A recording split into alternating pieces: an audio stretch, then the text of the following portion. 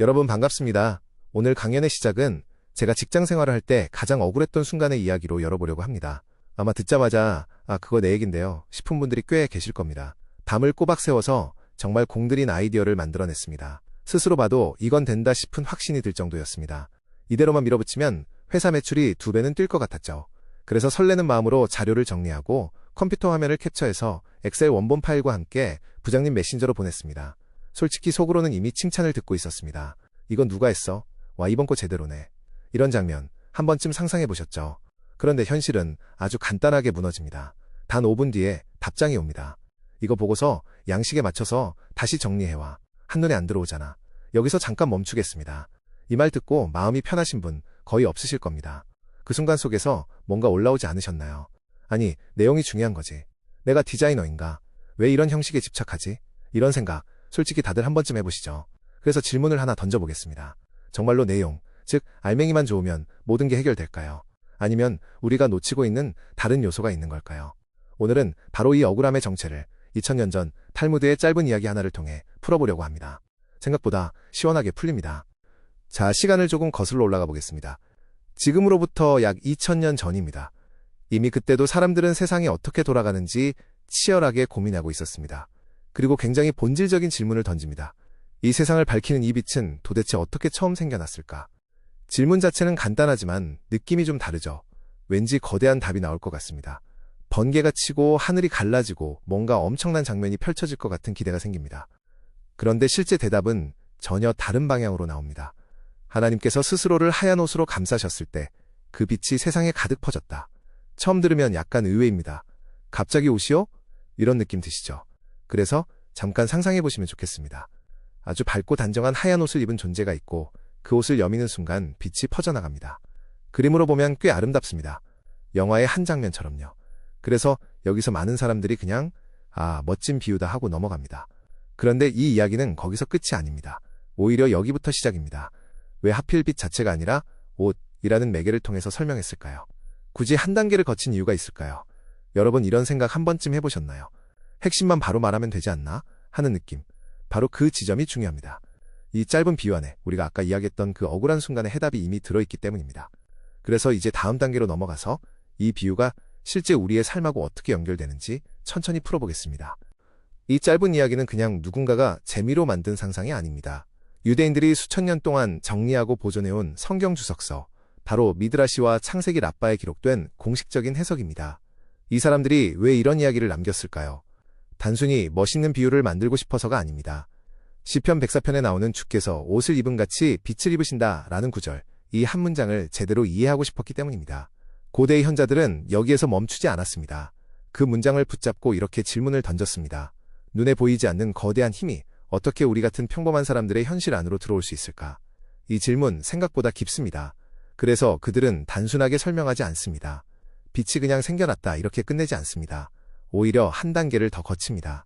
이미 세상에 가득 차 있던 보이지 않는 에너지가 스스로 하얀 옷이라는 형태를 갖추었을 때 그제서야 사람들이 볼 수 있는 빛으로 드러났다고 설명합니다. 여기서 핵심이 나옵니다. 그냥 존재하는 것과 드러나는 것은 다르다는 겁니다. 아무리 대단한 가치라도 형태가 없으면 전달되지 않습니다. 여러분도 이런 경험 있으시죠? 나만 알면 확실히 좋은 건데 남에게 설명하려고 하면 잘 안 전달되는 순간, 바로 그 상황입니다. 그래서 이 이야기는 아주 단순하게 말해줍니다. 위대한 것도 그냥 던져지면 사라지지만 적절한 형태를 갖추면 비로소 빛이 된다는 것. 우리가 아까 느꼈던 그 억울함도 사실 이 지점과 연결됩니다. 자, 그렇다면 이제 질문을 하나 드려보겠습니다.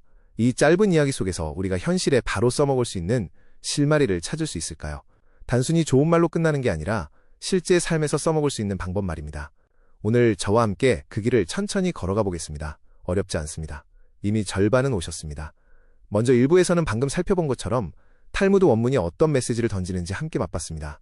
이어지는 2부에서는 조금 더 흥미로운 질문으로 들어갑니다. 도대체 스스로를 옷으로 감쌌는데 어떻게 빛이 더 널리 퍼질 수 있었을까? 이 부분을 풀면 오늘 강연의 핵심이 선명하게 보입니다. 그리고 3부에서는 이 유대인의 지혜를 다른 사상과 연결해봅니다.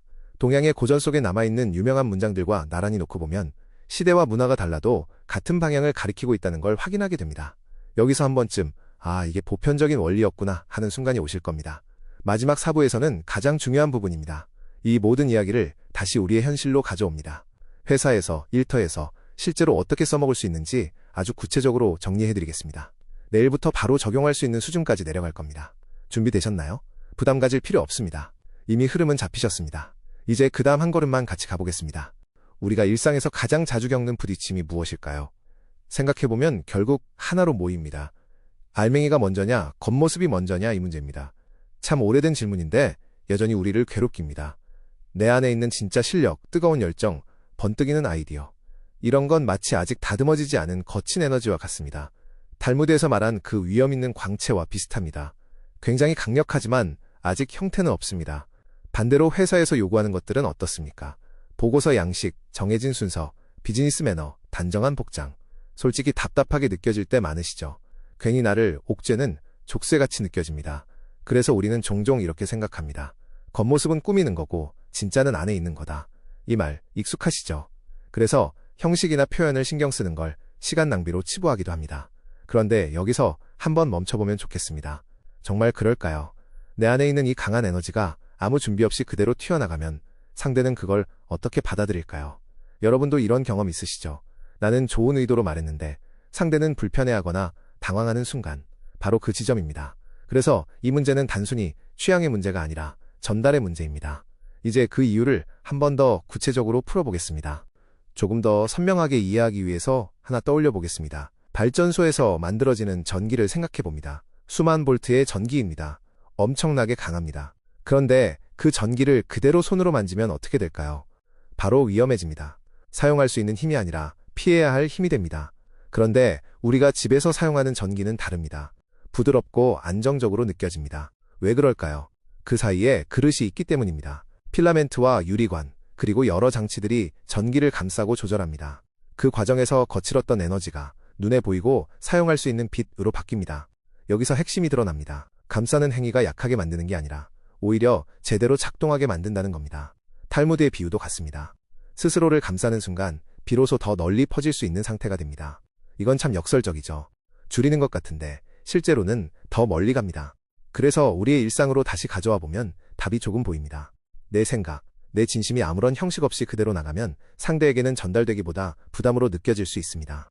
약한 신호가 아니라 갑자기 튀는 강한 전기처럼 느껴질 수 있는 겁니다. 반대로 그것을 정리된 언어와 형식이라는 그릇에 담으면 훨씬 부드럽게 도달합니다. 더 오래 남고 더 명확하게 이해됩니다. 결국 중요한 건 둘 중 하나를 버리는 게 아닙니다. 내용과 형식이 만났을 때 비로소 가치가 완성된다는 점입니다. 우리는 종종 이 둘을 나누려고 하지만 실제로는 함께 갈 때 가장 힘을 발휘합니다. 참 놀랍지 않습니까? 고대 중동의 랍비들이 고민했던 이 질문을 지구 반대편의 동양 사상가들도 거의 똑같이 붙잡고 있었습니다. 시대도 다르고 문화도 다른데 결론은 묘하게 닮아 있습니다. 그래서 제가 4가지 짧은 장면으로 묶어봤습니다. 주역에서는 화려한 색을 덜어내고 가장 단정한 상태로 돌아갈 때 비로소 허물이 없어진다고 말합니다. 겉을 줄이는 게 아니라 본질이 드러나도록 정리하는 느낌입니다. 재근담에서는 좋은 글이란 겉으로 꾸미는 기술이 아니라 안에 담긴 뜻이 자연스럽게 밖으로 드러나는 상태라고 이야기합니다. 읽으면 편안한 글, 억지로 꾸밀 필요가 없는 글을 말합니다.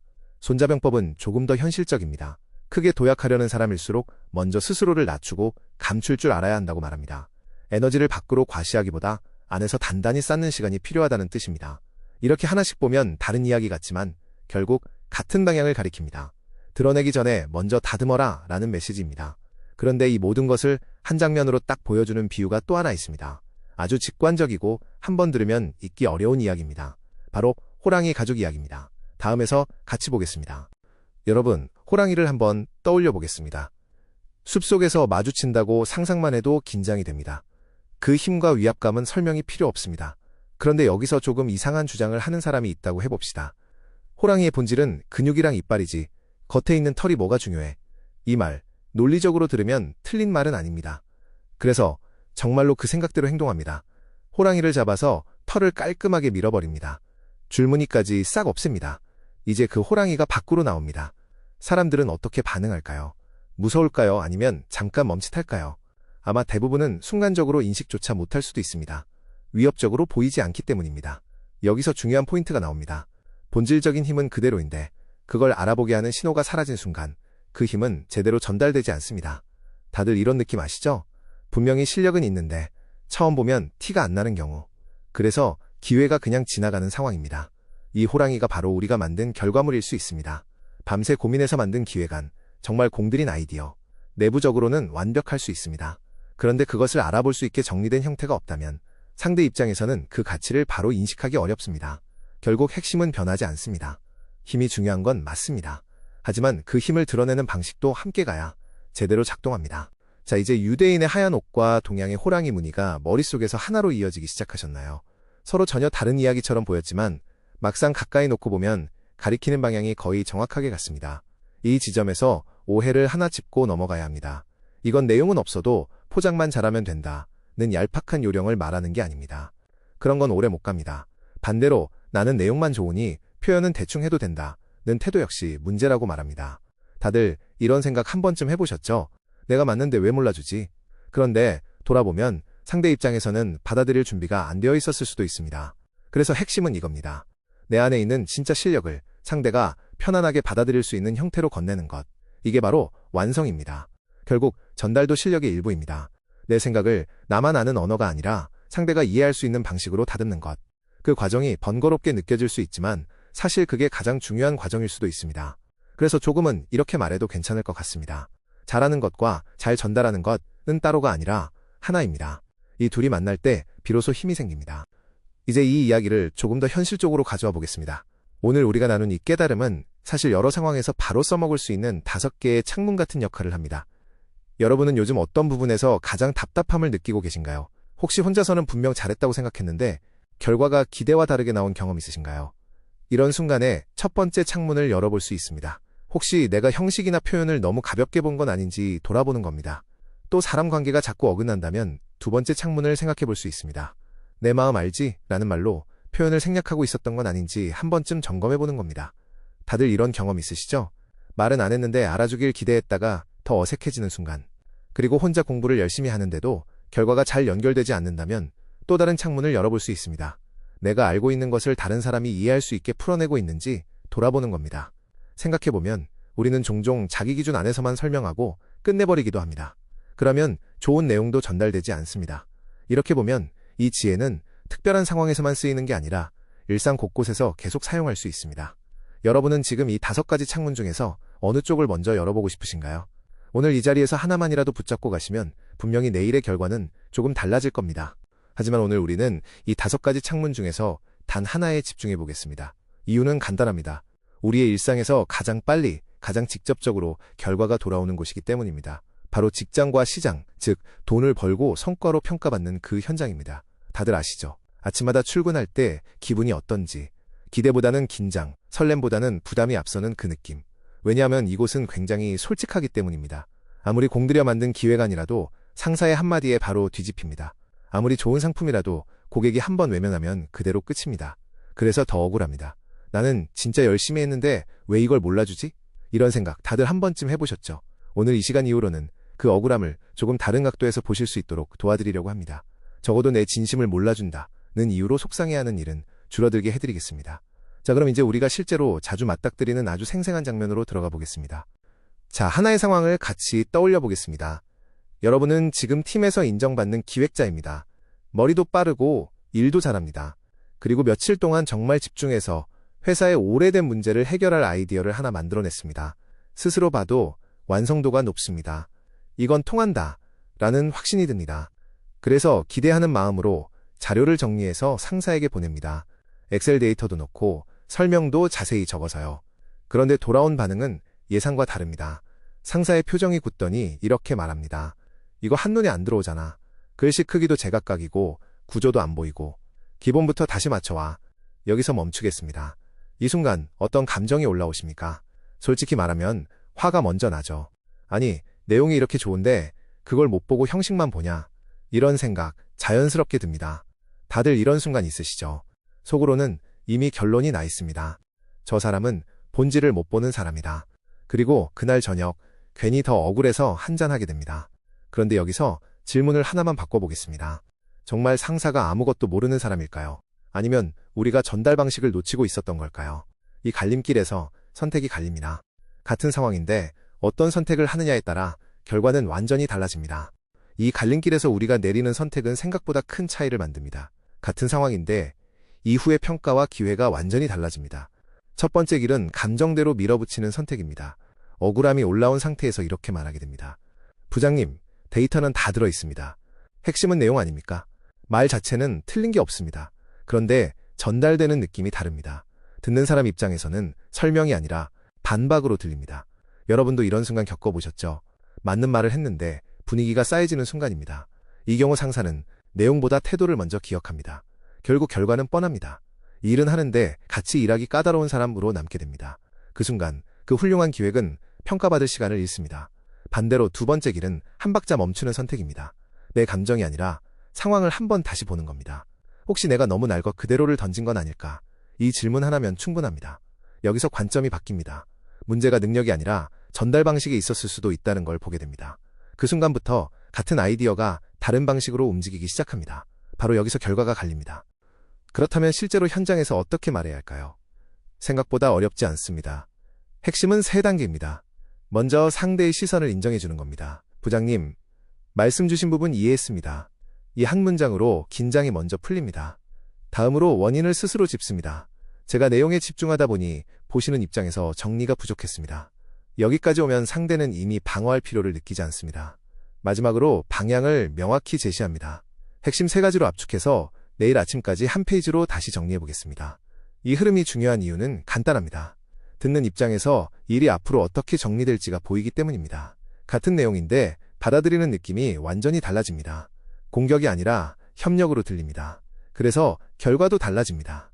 상대는 이렇게 판단합니다. 이 사람은 말이 통한다. 이 한 줄의 인식이 다음 기회를 만들어냅니다. 결국 전달 방식이 관계를 만들고 관계가 결과를 바꿉니다.